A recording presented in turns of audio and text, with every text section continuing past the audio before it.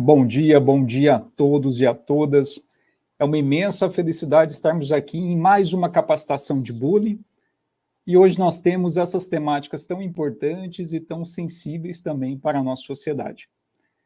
Eu confesso que eu estou bastante feliz, bastante emocionado, porque é um evento que nós já estamos na 4ª edição e hoje nós temos presenças aqui também bastante importantes.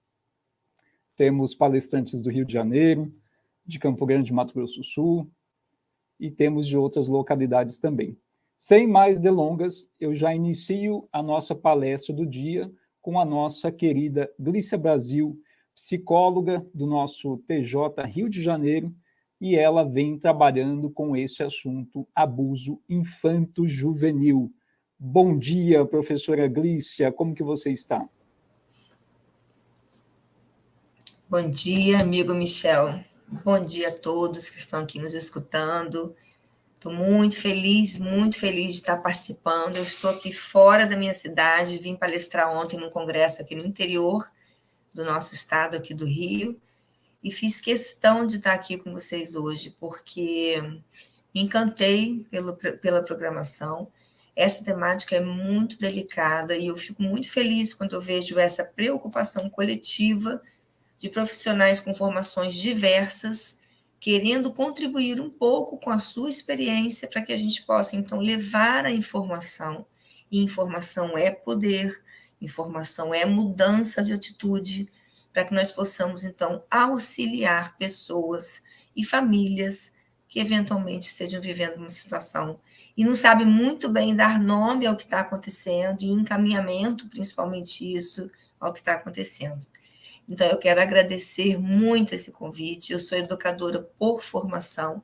A educação, para mim, é um valor, e para toda a minha família, que é de educadores também. Eu fui funcionária pública, meu primeiro concurso público foi como professora da rede estadual. Trabalhei quase 15 anos com educação infantil, numa rede pública, e essa realidade do bullying é uma realidade muito antiga, e que bom que, modernamente, né, nos últimos tempos, temos podido falar disso como de uma forma diferente, como não sendo mais aquela coisa engraçada, né, da infância, porque nós estamos vendo hoje os frutos ruins de pessoas que sofreram esse tipo de brincadeira, e por isso nós estamos aqui, para poder tratar desse tema de forma técnica, do ponto de vista emocional, o que isso gera para uma criança, efeitos lá na frente, e é importante que a gente possa fazer esse debate de forma interdisciplinar. Então, na pessoa do professor Michel Canuto, eu cumprimento os meus colegas de mesa, desejo a todos uma ótima manhã de debates, um momento de muita riqueza e crescimento. E uma coisa eu tenho certeza, pessoal, nós não saímos de um debate da mesma forma como a gente entra. Nós também aprendemos muito. A aprendizagem nunca está pronta. E a ensinagem nunca se dá também e termina. É um processo. O aprender e o ensinar está em constante evolução e mudança. Então, eu hoje sairei daqui aprendendo muito mais, poderei ensinar um pouco e vamos todos caminhando assim um pouquinho, tá? Perfeito, minha amiga. Nesse momento eu vou projetar somente você na tela. Tá O bom. espaço é seu e que honra tê-la conosco. Muito obrigado. Obrigada. Meus amigos, eu sou psicóloga do Tribunal de Justiça do Estado do Rio há 25 anos. Paralela a essa atividade do tribunal, eu também já trabalhei em escolas e eu tenho consultório clínico de adolescentes e famílias, né? Faço terapia de casal, terapia de crianças, adolescentes, mas agora no momento adolescentes. E há muitos anos atrás eu comecei a me interessar por esse caso porque eu atendi um adolescente que se automutilava, quando numa época nós não tínhamos ainda muita informação a respeito disso. Então ele chegava no consultório com um moletom, segurando fortemente as mãos para que os cortes eram na altura do pulso, e ele prendia o moletom nas mãos fortemente, e eu comecei a perceber que ainda nos dias que estava muito calor no Rio de Janeiro, ele chegava da mesma forma, uma roupa comprida, querendo cobrir os braços, e aí eu comecei a me dar conta de que havia algo ali que ele estava escondendo. Até que um dia eu perguntei, ele deixou escapar parte dos braços da forma como estava. Eu perguntei e nós pudemos conversar sobre aquilo que estava ali. Ele estava todo cortado, ele havia inflamações e infecções, né? Já estava purulento, um tanto assim de cortes, e aqui do outro lado também, isso tem um nome, isso se chama cut, o fenômeno do cut, que nada mais é do que uma tentativa de automutilação, e isso existe muito risco, porque a criança que está fazendo isso, o jovem que está fazendo isso, ele não sabe dos efeitos disso. Esse menino de 12 anos, ele pegava gilete, ele pegava objetos na rua, pontiagudos, todo e qualquer objeto, e ele se cortava. Ele poderia ter contraído uma doença contagiosa, inclusive, né? Mas a sorte é que ele não estava contaminado e nós pudemos conversar sobre isso. E em seguida, eu chamei a família e fiz todo um trabalho de intervenção, culminando com o encaminhamento dele para a rede de atendimento, porque trata-se de um fenômeno de saúde pública. Eu estava ali como psicóloga clínica para atender a família e a criança, mas as feridas, o registro da ocorrência que precisava ser feito, a devida atenção pela rede de proteção, a comunicação diante da escola, porque esse fenômeno, essa prática acontecia na escola, tudo isso precisou ser feito, nós precisamos pensar em rede, fora do nosso quadrado. Nós que somos profissionais, todos nós que trabalhamos com crianças e adolescentes, precisamos de entender de uma vez por todas que o adolescente, que a criança, não é mais uma propriedade da família, não é mais uma propriedade dos pais.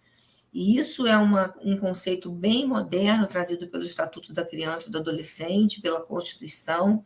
Então, hoje, se uma criança sofre violência, isso é responsabilidade de todos nós, família, sociedade e Estado juiz. E aí é importante que nós possamos pensar de que forma levar essa notícia para a rede de proteção, de forma até que proteja essa criança, de forma até que evite que ela continue sofrendo mais ofensas, mais ataques em cadeia, né? Porque isso é importante também, nós pensarmos numa estratégia de combate ao bullying. O que nós estamos fazendo aqui hoje, eu entendo, colegas, que é uma forma de combate, porque levar a informação, explicar como isso acontece, tudo isso é muito importante, né? Mas também a forma como vai ser dado o manejo da notícia do bullying é uma outra preocupação que a gente precisa ter, porque nós temos que manejar essa notícia de forma adequada, sob pena da criança voltar para casa e continuar sofrendo ainda mais constrangimento, mais medo, mais desconfiança, se sentindo mais sozinha ainda, porque o acolhimento não foi feito de forma adequada, tá? Isso é quero iniciar a minha fala trazendo esse cuidado que nós profissionais devemos ter ao conduzir, ao manejar uma notícia de bullying quando isso chega até nós. Bom, certamente os colegas ao longo da manhã vão falar sobre o bullying, eu vi que vão falar aqui sobre as medidas cabíveis, a gente vai falar aqui sobre a questão dos indígenas, vamos falar sobre essa questão de será por que uma criança está sofrendo bullying, porque essa educação que é passada é uma educação muito pelo ter ou pelo ser, e talvez em função daquilo que se educa numa escola, se crie uma população mais propensa a praticar bullying, porque os valores que ali são passados são valores da ordem da futilidade, da ordem da competição, e da ordem do ter, e da ordem do quem tem o telefone mais bonito, ou quem tem o corpo mais bonito, dentro de uma sociedade utilitarista que nós temos, de consumo utilitarista. Talvez aquele que deixe de ter as coisas seja o que sofra o bullying, né? Aquele que tenha um lápis menos bonitinho, que não possa ter aquela lapiseira que seja tão última linha, ele é considerado bullying. Eu tenho memórias de amigas que hoje me contam que sofreram muito bullying no colégio, e a razão era porque as mães não tinham dinheiro para comprar uniforme, E as mães faziam, elas bordavam no bolsinho da escola aquele emblema, né, do colégio público. E que essas amigas, as pessoas chegavam para elas e diziam, mas por que a sua roupa é diferente? Por que o seu bordado é diferente do meu? E elas morriam de vergonha de poder dizer aos colegas assim, olha, esse meu bordado é porque minha mãe não tem condições de pagar uma blusa nova esse ano. Então, ela comprou uma blusa e ela bordou outras duas que ela mesma confeccionou, né?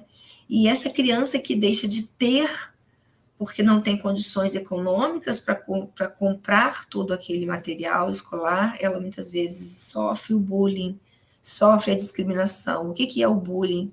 É essa discriminação sistematizada, é essa brincadeira de mau gosto que leva uma criança a ter vergonha, a se sentir diminuída, a ter vontade de não mais ir à escola e a ter medo de comunicar isso para a direção ou para um professor do colégio, porque isso possa vir a se tornar ainda mais conhecido por todos e isso gerar para ela mais vergonha e mais medo. O bullying ele é um mecanismo psicológico, ele afeta a cabecinha do jovem, a cabecinha da criança, e a criança passa a se sentir diminuída, passa a se sentir menos importante. E com isso ela vai se retraindo. Os efeitos disso são, ela vai virando uma ostra, ela vai deixando de conversar, ela vai deixando de participar das rodinhas, ela vai deixando de fazer os trabalhos em grupo, ela vai preferindo fazer tudo sozinha, porque o contato social para ela é um contato difícil e que gera para ela dificuldades nessa convivência, onde ela não se sente pertencendo. Vou contar para vocês aqui uma situação que me aconteceu quando eu era criança e que me marcou até hoje, né? Vejam que eu sempre defendo uma frase que é o seguinte, olha, o que acontece na infância não fica na infância. E é tão importante nós falarmos sobre isso e nós repisarmos sobre esse tema do bullying e tantos outros, porque são violências silenciadas, caladas, onde quem sofre nem entende muitas vezes o que está acontecendo, e quando ele entende, ele já cresceu, já passou, e já passou a possibilidade da escola intervir, da família intervir, e dele receber ajuda. E aí o que acontece é que essa criança vai ficando cada vez mais para dentro, e isso lá na frente reverbera. O que acontece na infância não ficará na infância. E eu vou dar um exemplo meu, pessoal. Eu era uma criança muito doente, eu era uma criança muito magrinha. Segundo a minha mãe, eu tinha raquitismo. Não sei bem se esse diagnóstico foi dado de forma adequada, porque hoje eu sou uma mulher forte, eu sou uma atleta, eu pratico maratona, eu pratico esporte de alto impacto, eu faço 2 horas diárias de atividade física, de domingo a domingo. Eu hoje já acordei, já fui à academia, e eu estou aqui sentada com vocês porque a atividade física me dá vigor, me dá alegria, me faz eu me sentir mais forte, um pouco mais empoderada com o meu corpo e com a minha mente. Mas isso é fruto de um passado onde eu era uma criança que tinha crises recorrentes de garganta, eu tinha crise de asma, então eu algumas vezes estive internada por pneumonia, tive que fazer cirurgia de retirada de amígdala, e aí eu realmente eu carreguei comigo, né, algumas marcas que essa experiência da infância me deixou, porque no colégio eu era aquela magrinha, eu demorei a ter mama, demorei a ter pelo, na natação, quando nós fazíamos polichinelo, eu aqui falando de uma coisa tão difícil para mim, mas que eu estou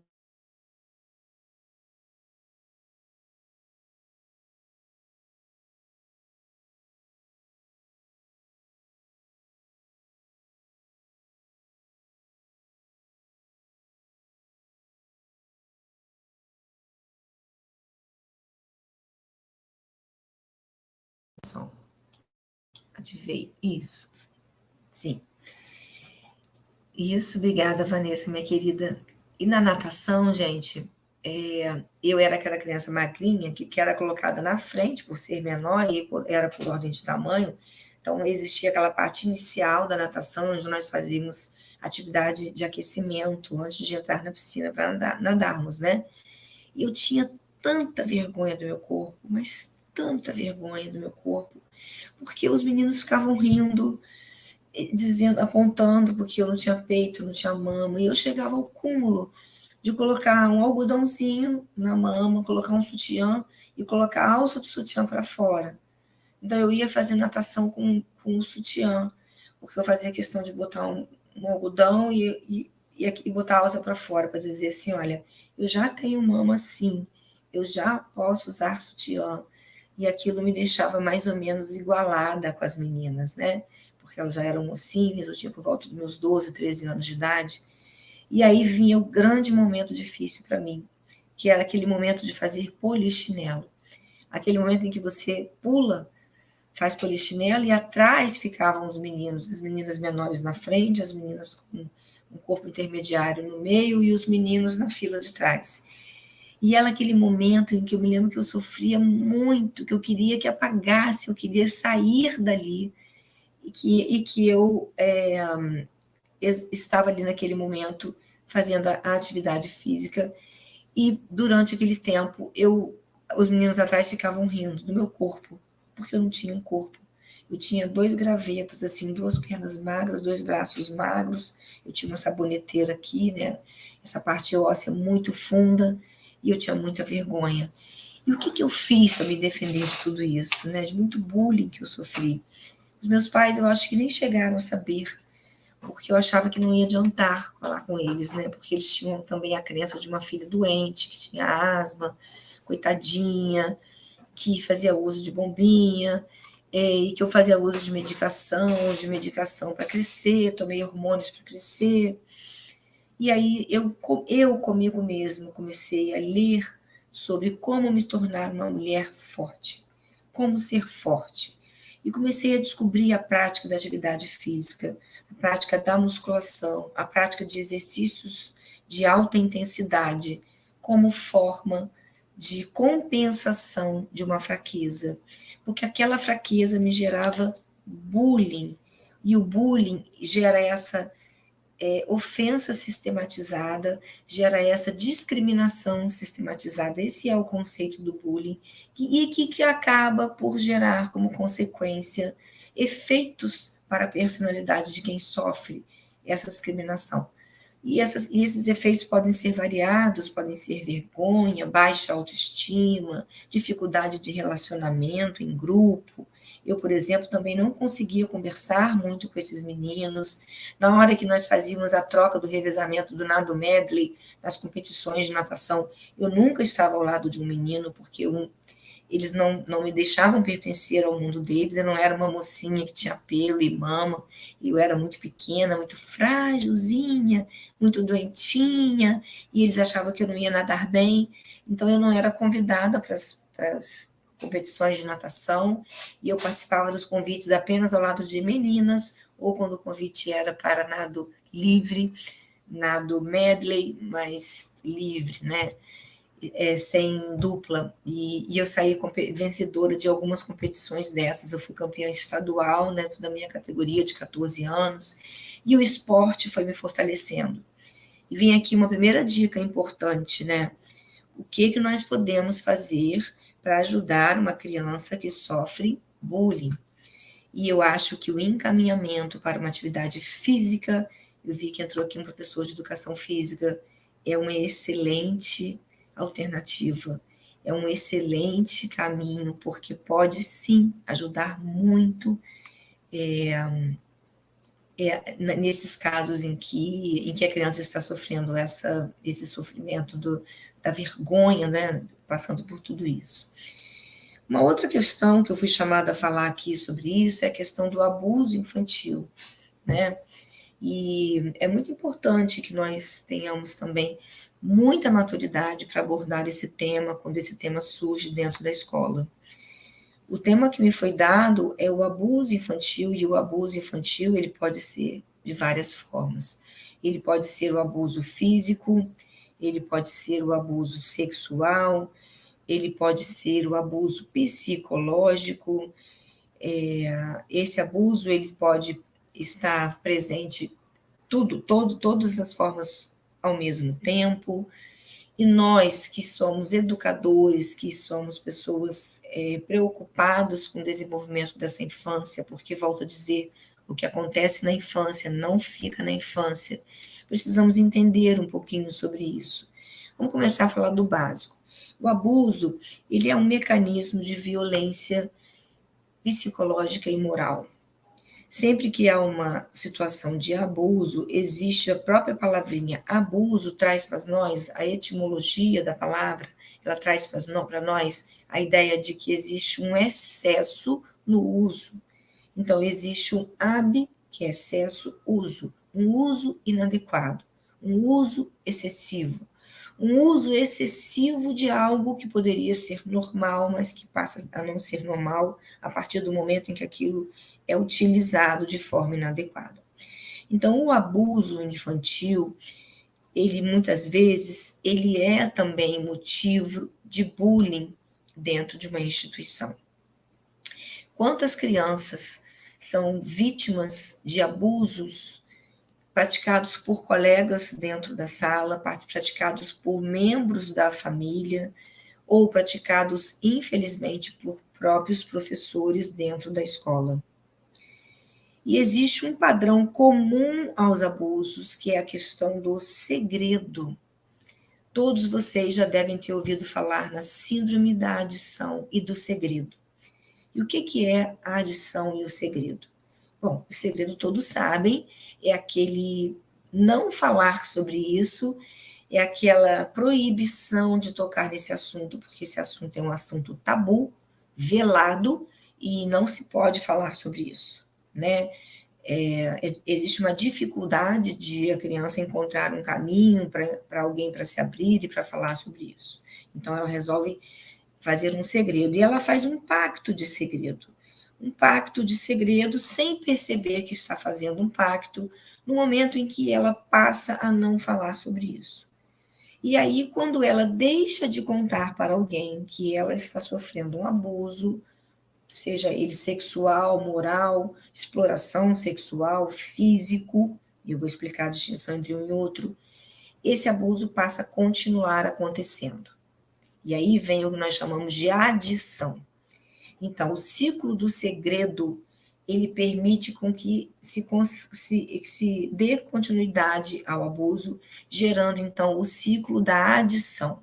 Quanto mais segredo houver, maior adição haverá, ou seja, continuidade dos atos de abuso haverá.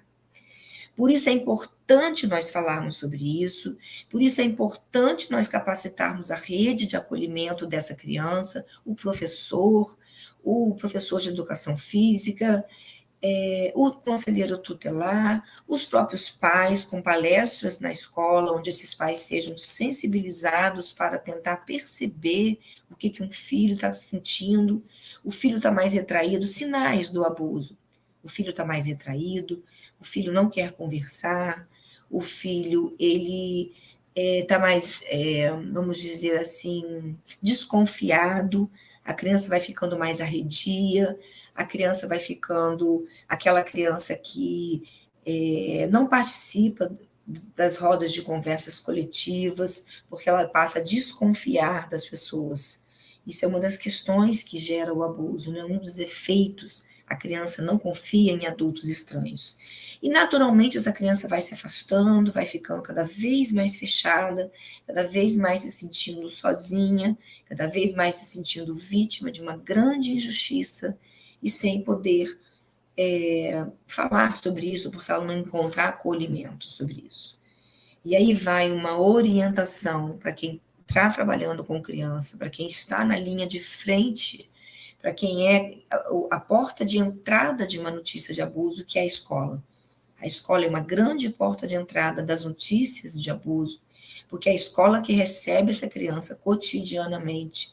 E não é à toa que nós tivemos, durante o período de confinamento da pandemia, um aumento dos abusos infantis intrafamiliares, porque a criança ficou sem ir à escola, ficou sem o professor ver, naquele momento de vídeo, se a criança tinha algum risco nas sobrancelhas, se tinha algum machucado, ou se estava tristinha, porque estava todo mundo meio caidinho mesmo, e a professora ficou sem discernimento se aquela aparente tristeza coletiva era algo que se fazia presente por conta da pandemia, ou se eventualmente, dentre aquela turma de 35, 40 alunos, existiam um ou dois que estavam sofrendo violência em casa.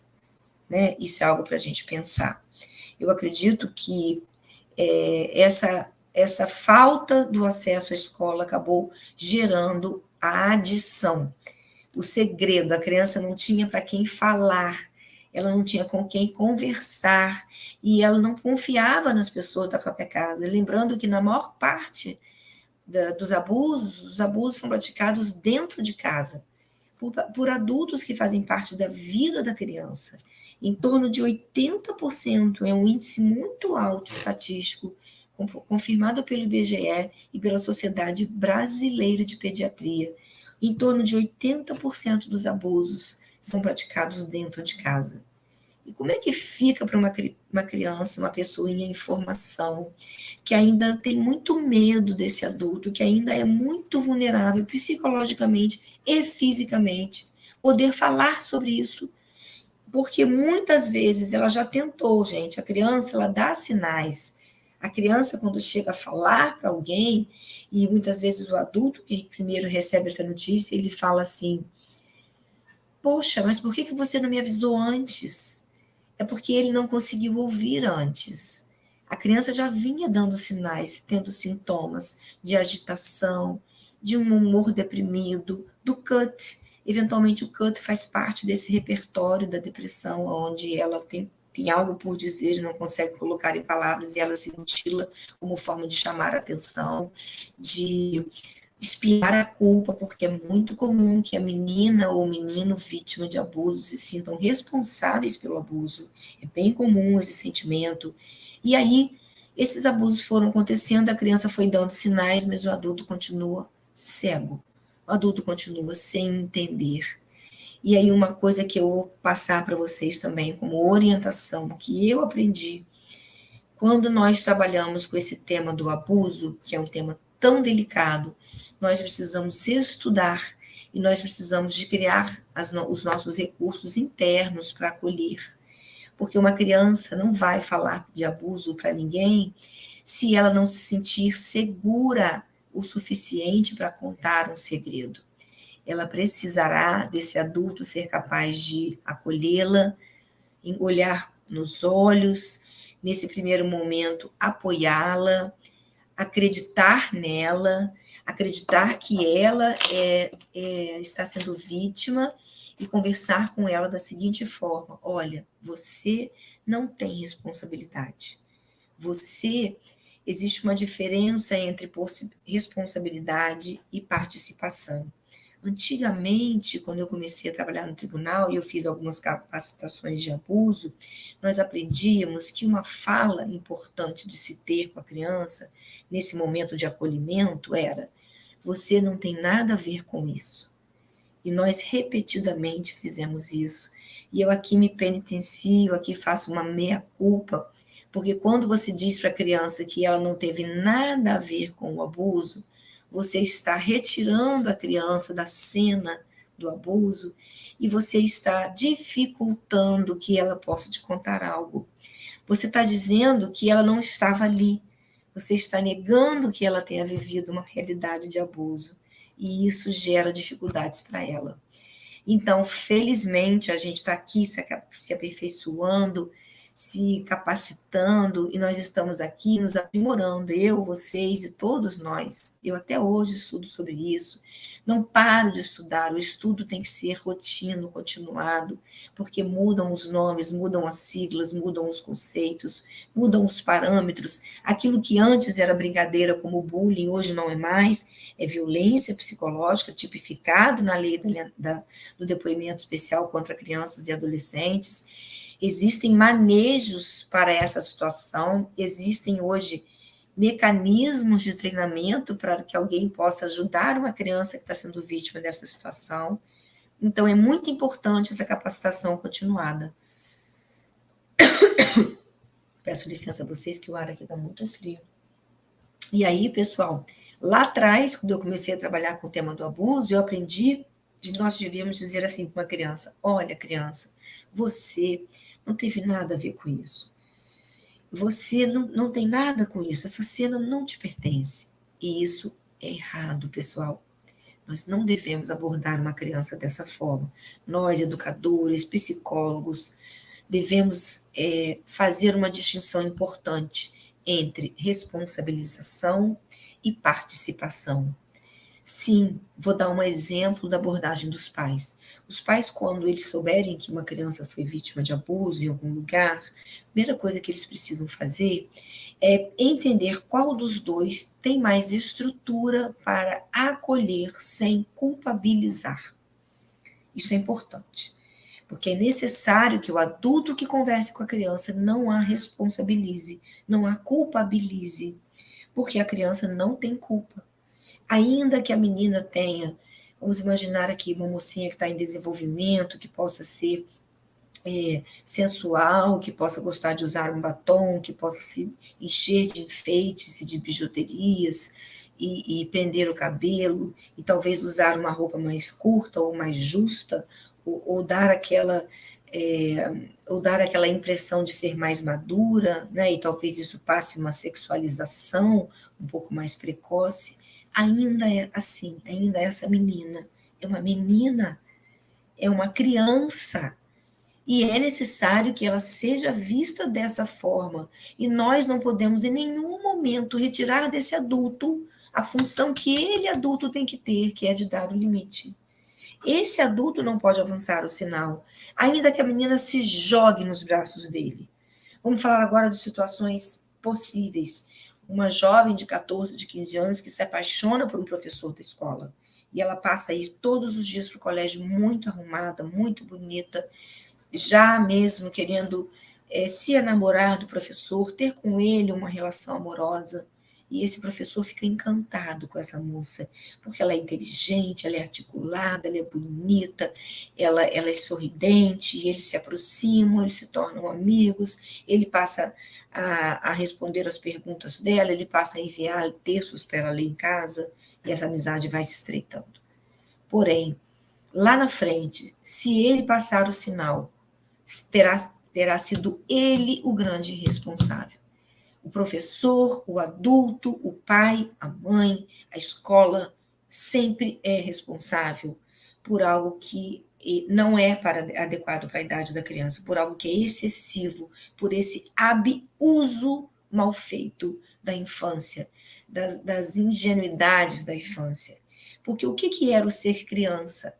O ser criança é o direito de transgredir, é o direito de não entender muito bem aquilo que está acontecendo, e só com o tempo esse senso de juízo, de valor moral vai entrando, vai sendo introjetado. Mas até lá, a criança vai ter feito muitas coisas que nós consideramos hoje socialmente inadequadas. E ela não será responsabilizada porque ela é criança. Não estou dizendo aqui que esse pai ou mãe não deve chamar essa criança para uma conversa, assim como a escola também, e conscientizá-la, mas sem culpabilizá-la, sem deixar que ela se sinta culpada, responsável, e colocar na conta da criança toda a carga por aquela experiência. Não. Chama a atenção para a necessidade da capacitação dos professores, porque o professor precisa estar atento a esse aluno que dá sinais e ele precisa saber manejar essa notícia. Eu atendo no Tribunal de Justiça, sou psicóloga há 25 anos, numa vara de família, onde faço perícias nas ações de guarda e de regulamentação. E é muito comum, quando existe um conflito da família, esse conflito ele extrapola a esfera familiar e ele vai parar na escola. E quando ele para na escola, o pai e a mãe são separados, a escola não sabe manejar o conflito, poucas escolas sabem manejar o conflito de pais separados, e a escola fomenta o conflito. Então, a escola faz, por exemplo, reunião com o pai e faz reunião com a mãe. E nessa reunião com o pai, a escola empodera esse pai. O pai faz queixa sobre a mãe, que a mãe não cuida bem, que a mãe deixa os filhos abandonados, que ele está pedindo a guarda unilateral, porque é uma mãe que chega em casa tarde, é uma mãe que não está tendo tratamento adequado aos filhos. E a escola empodera esse pai. Não, a escola não tem que empoderar. A escola tem que orientar. Olha, passe a ajudar essa mãe. Se ela está chegando tarde em casa, se ela não está tendo tempo de fazer dever com os filhos, faça o senhor. Porque o seu filho é seu filho. Independente do esquema de convivência e independente do esquema de guarda, o senhor tem responsabilidades para com seu filho. O senhor tem aquela palavrinha mágica, o poder parental, e o poder parental, ele é um munus público, ele é um conjunto de deveres e de direitos, e nessa esfera dos deveres faz com que esse pai tenha que orientar, que tenha que ajudar nos deveres de casa e não sobrecarregar a mãe, dizendo que ele é a única culpada. Então, a escola não pode colocar a conta nem no pai nem na mãe. A escola tem que chamar os dois para essa responsabilidade. O Pedro Lima está aqui perguntando, mas o professor, como adulto, não também tem a responsabilidade de educar essa menina sobre assédio? Sim, Pedro, ele tem. Eu estou dizendo exatamente isso. Ele tem a responsabilidade não só de não cometer o assédio, como de educar essa criança para o assédio, com prevenção, com textos literários onde ele possa abordar a questão dos assédios. O assédio é algo subreptício, é algo subliminar, é algo que a criança muitas vezes não identifica como sendo um assédio, a criança identifica como sendo um enamoramento, como sendo um elogio, e a criança fica muitas vezes confusa, tá? O professor precisa, sim, ser orientado, ser ele professor também capacitado, para que ele saiba manejar as situações de assédio, para que ele saiba, então, levar essa notícia de forma adequada para a escola, levar onde a escola possa fazer a notificação para o conselho tutelar, onde o conselho tutelar possa chamar a família e conversar com a família e orientar, e possa eventualmente levar a notícia para o Ministério Público. O Ministério Público vai levar a notícia para a delegacia vai levar a notícia para o tribunal. Se isso for virar uma história criminal, uma história que seja onde haja necessidade de intervenções de toda a rede de proteção. Agora, eu queria aqui fazer uma observação muito importante. Essa notícia contra a criança e adolescente, de algo que aconteceu contra a criança e adolescente, precisa ser dada de forma muito cautelosa, sob pena da própria escola contribuir para o vexame, para o constrangimento, para a vergonha que o adolescente venha saber. Porque muitos professores, de forma inadequada, conversam com outros professores sobre aquilo que aconteceu. E esses outros professores conversam com pais de alunos, e essa história extrapola o conhecimento da escola. E isso não pode acontecer. Nós temos que zelar pela intimidade e privacidade de uma criança todas as vezes que envolver uma notícia de abuso e violência contra a vida dela, em face dela. Ué, professora, mas ficou um pouco contraditório para mim. Pode repetir? Porque a senhora acabou de dizer que nós precisamos de responsabilizar e de falar sobre isso, mas a senhora acabou de dizer que nós precisamos, então, de ter cuidado para não falar de forma livre e isso se tornar público? Sim, é conciliando esses dois cuidados. Precisamos quebrar o segredo, precisamos quebrar a adição, a compulsão. O adicto é aquele que continua fazendo o abuso porque teve segredo lá atrás e o segredo mantém a adição. Então, nós precisamos quebrar esse primeiro vínculo perverso dos abusos, que é o segredo, tá? Uma vez quebrado o segredo, conseguimos conversar com a criança, vamos então procurar a coordenação e dar a notícia.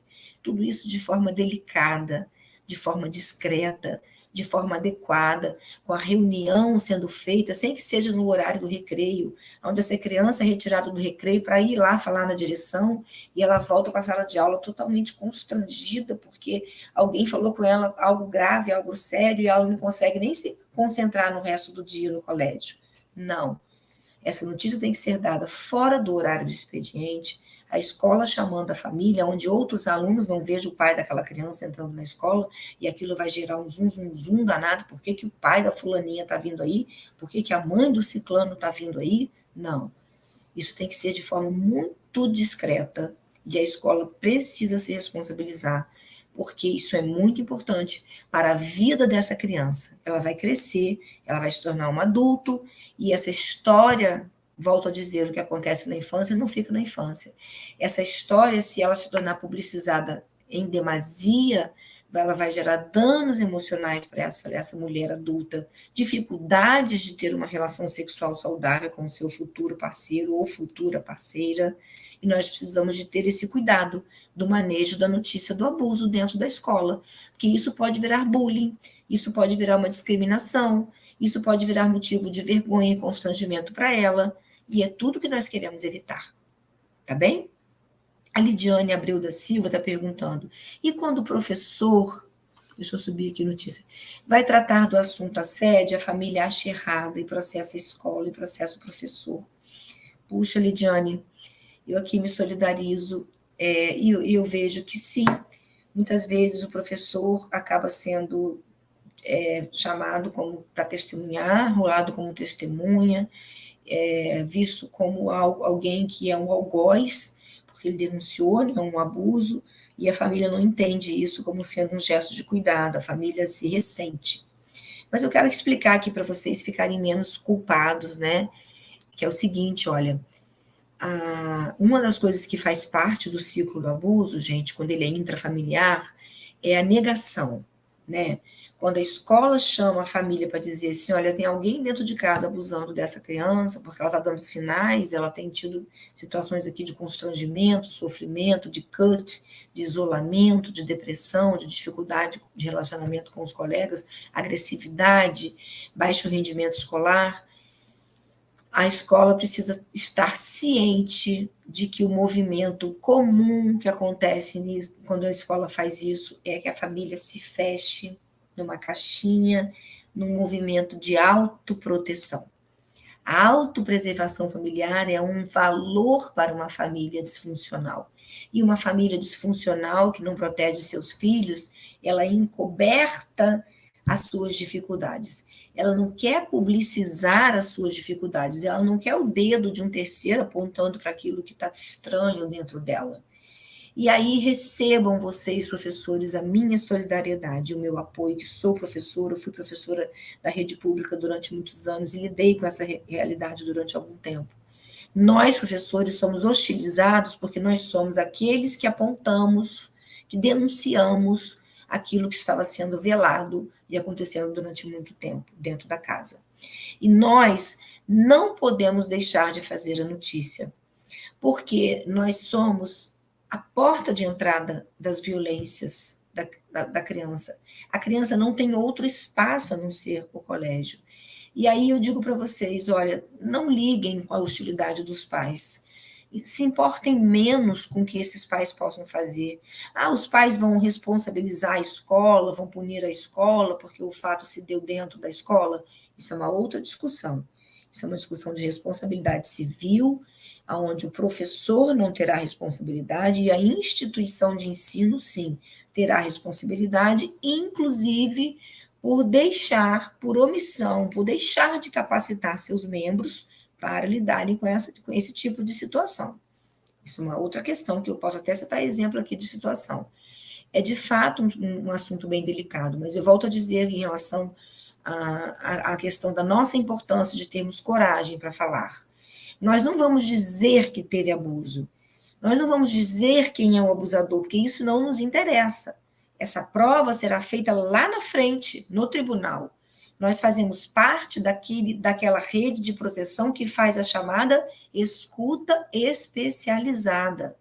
A lei de depoimento especial, que regulamentou as violências contra a criança, trouxe duas formas de escuta técnicas, né? A escuta especializada e o depoimento especial. O depoimento especial é o momento de colheita de provas, onde se fará a prova do fato, se aconteceu, quando aconteceu, quem é o acusado, o agressor, o que foi exatamente que ele fez, que tipo de crime ele cometeu, e a justiça lá na frente, em sede de tribunal, fará um depoimento especial e terá outros meios de avaliar isso, através de perícia psicológica, de perícia legista, de perícia com assistente social, de perícia por médico, de avaliar se esse abuso aconteceu e dar o encaminhamento cabível. Isso é depoimento especial. Mas nós estamos aqui na escola, nós somos a escola, e a escola não quer fazer prova do fato. O conselho tutelar também não quer fazer prova do fato.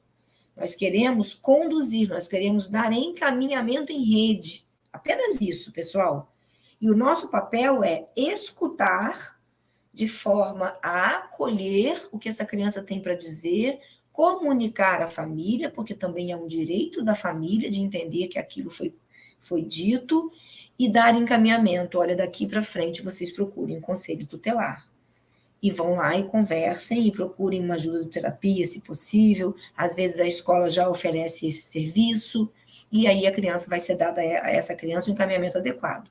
Para que isso não vire uma discriminação, um problema, para que isso não vire um rótulo, uma criança problemada, uma criança abusada. Pá! A criança foi vítima de abuso. Pá!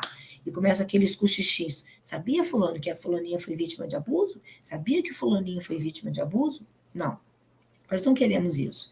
Nós queremos discrição e técnica. E para isso nós estamos aqui hoje, num sábado, estudando, nos aprimorando. Nós fazemos parte da rede de escuta especializada, onde nós escutamos aquilo que é dito para dar encaminhamento. Vejam lá o artigo, depois, quem for do direito, tiver tempo, artigo 7º da Lei 13.431, que diz: a escuta especializada é aquela escuta feita pela rede de proteção, e a escola faz parte da rede de proteção, no eixo prevenção, aonde a escola vai ouvir o que é dito a ela e ela vai dar encaminhamento. Tão somente encaminhamento.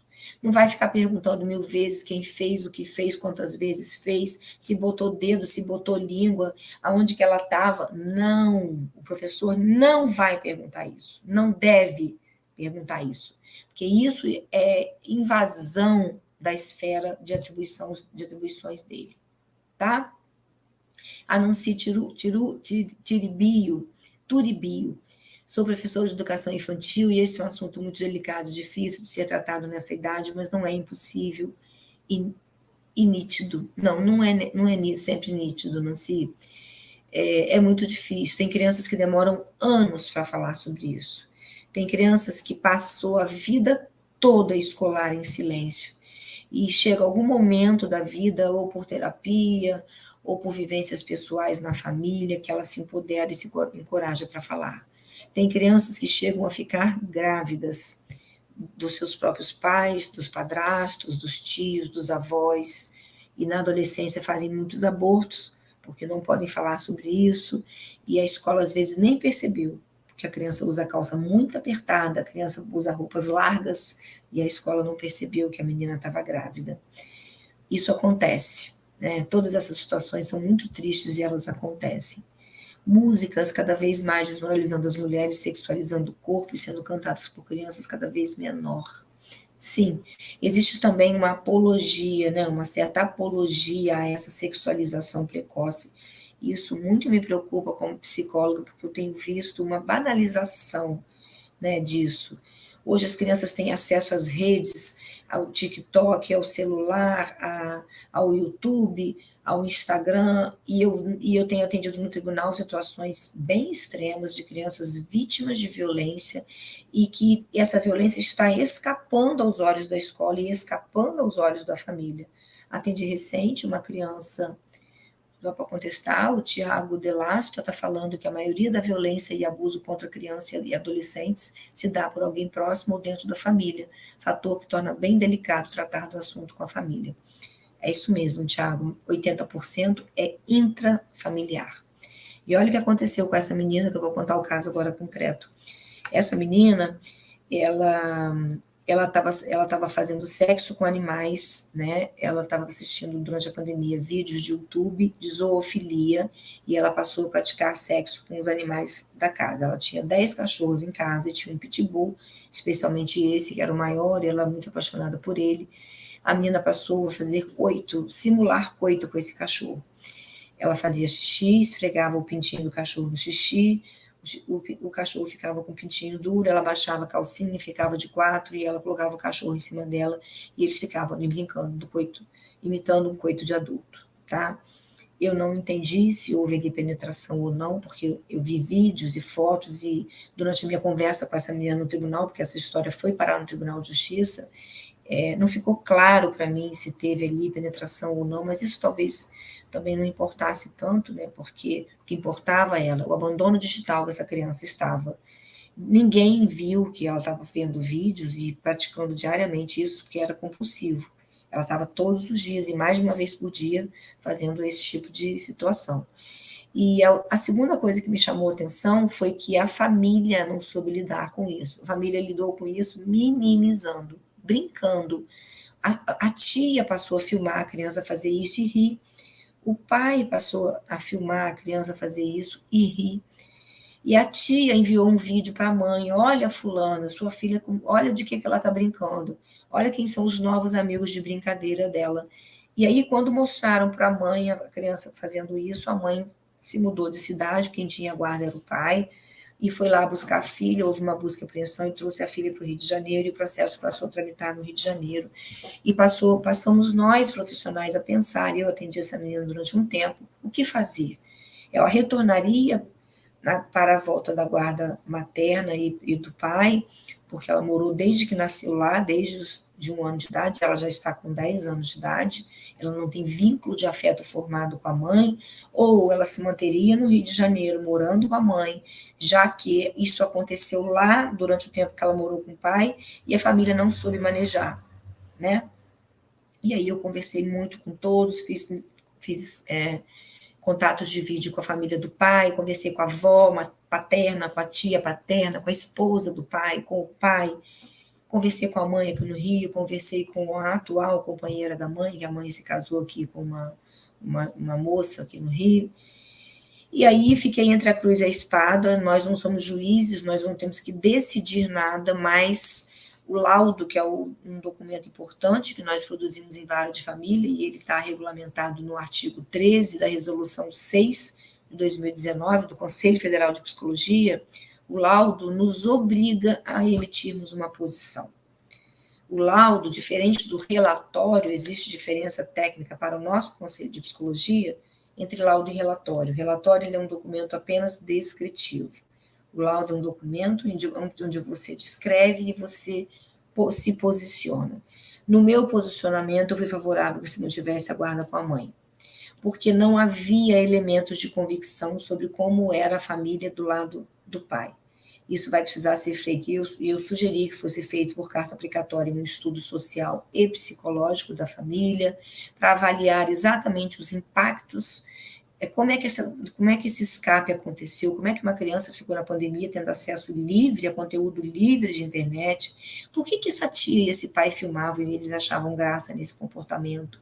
Isso não é para achar graça, isso é algo preocupante. Isso também me chamou a atenção, me deixou com um certo mal-estar em relação ao pai e à tia. Por que eles registravam e não tomavam providências? Parece que eles estavam com muita dificuldade, né, de tomar providências. Talvez eles tivessem que enxergar essa podridão, esse lado ruim da família. E é difícil a família enxergar isso, porque, como eu disse agora há pouco, a família faz um movimento de autopreservação, e esse movimento é normal, tá? A Heloísa está dizendo que esse pai e essa tia tinham que ser processados.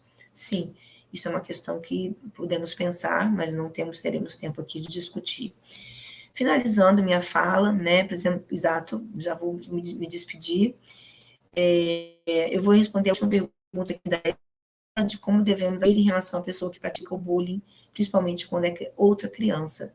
Devemos chamar essa criança, conversar com ela de forma adequada, sem culpabilizá-la, sem colocá-la com uma carga de responsabilidade, mas fazendo com ela um discurso empático. Olha como o seu amigo está se sentindo, se coloca no lugar dele, tenta se colocar no lugar dele. Você acha que isso foi bacana, que isso foi legal? Você acha que isso é importante de ser falado, ou isso é algo da intimidade dele, que diz respeito a ele, que ele tem que conduzir no momento adequado.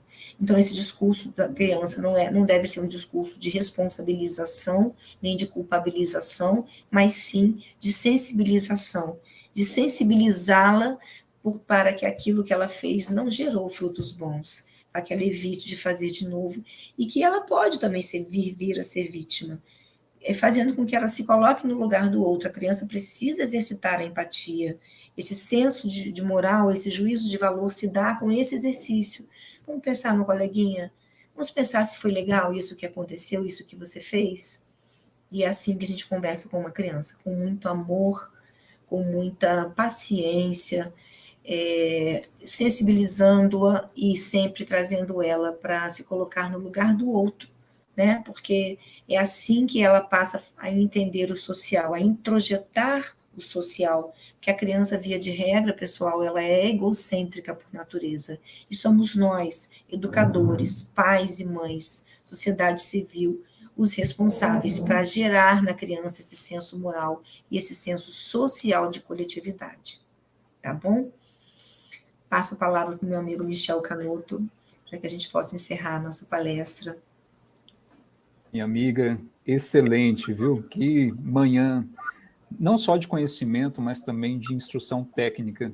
Eu aqui anotei várias situações, várias coisas, e eu te agradeço imensamente o seu tempo disponibilizado. Imagina. Eu acredito que as pessoas ainda estão chegando por causa da questão do Mato Grosso do Sul, porque ainda são 8 da manhã no Mato Grosso do Sul. Sim. E eu deixo aqui o meu agradecimento em nome da professora Vanessa, professora Heloísa. Nós estamos nessa comissão de organização, e a minha felicidade como seu amigo também, de vê-la, né, brilhando aqui e chegando mais próximo ainda dos professores. Como você muito bem disse, a sua raiz é a docência, então nós precisamos aflorar e também degustar isso sempre. Então eu agradeço muito, e fica uma indicação aqui também, pessoal, da obra da professora Glícia. Sim. Muito legal, obrigada, Michel, obrigada demais por esse convite, por essa delicadeza. Eu também queria mostrar para vocês esse outro frutinho aqui, que é um fruto um pouco mais técnico, mas para quem tiver interesse, é a perícia, né? Esse livro aqui fala da perícia psicológica e psiquiátrica na vara de família. Nós profissionais utilizamos muito, que é exatamente como é que nós fazemos para detectar os abusos, né, as violências dentro do sistema de justiça. Eu quero te parabenizar pela iniciativa, dizer que desde que a primeira vez que a gente se conheceu e que eu percebi do que você tratava e me identifiquei, a gente se sintonia Florzinho de gramado. Isso, com as pessoas, e me coloco à disposição para outros debates. Esse debate me encanta. Debate sobre prevenção, debate sobre gerar em nós transformações. Esse debate, de fato, me encanta. Conta comigo, tá? Parabenizo toda a organização do evento. Eu vi lá os temas, eu queria poder participar, mas como eu soube que vai ficar gravado, eu certamente ouvirei dentro do meu transporte para o trabalho, dentro do carro, porque esse tema me interessa muito. Eu vou precisar pedir licença para me retirar, porque agora eu vou voltar para a minha cidade, eu estou numa outra cidade, né?